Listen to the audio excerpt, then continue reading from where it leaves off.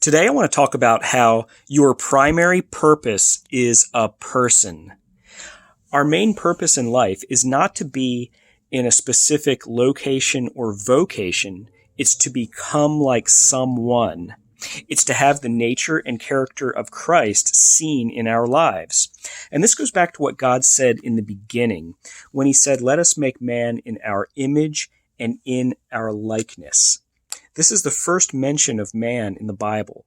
So we see here that God's purpose was always to have people who have his nature and character so that he can reveal himself through them to the rest of creation.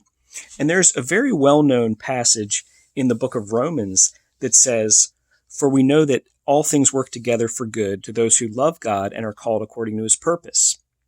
And oftentimes you'll hear the very first part of that verse quoted. You'll hear people say, "Well, don't worry, brother. We know that all things work together for good."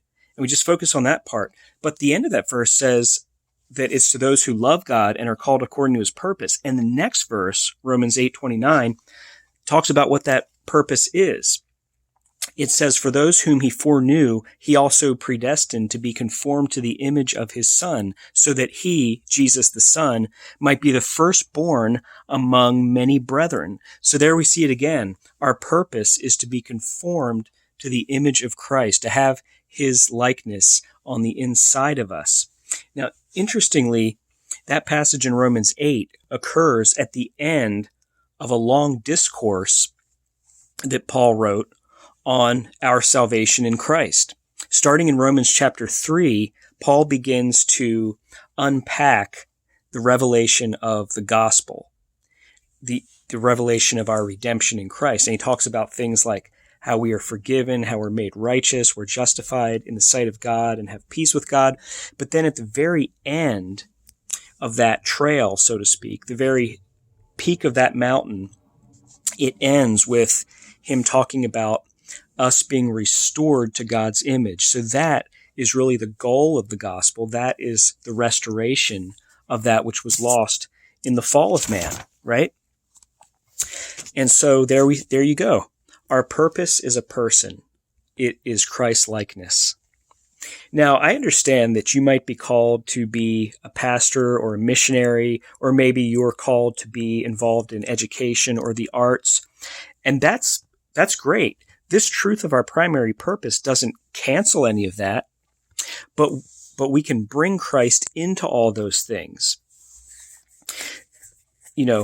Because it's even possible to be in those things, like be a pastor or a missionary, for example, and miss the heart of God and not have the heart of God in it. So we could just be going through the motions, but not manifesting Christ while we go about those things and pursue those callings and those secondary purposes, right? See, this world needs to see Jesus in us.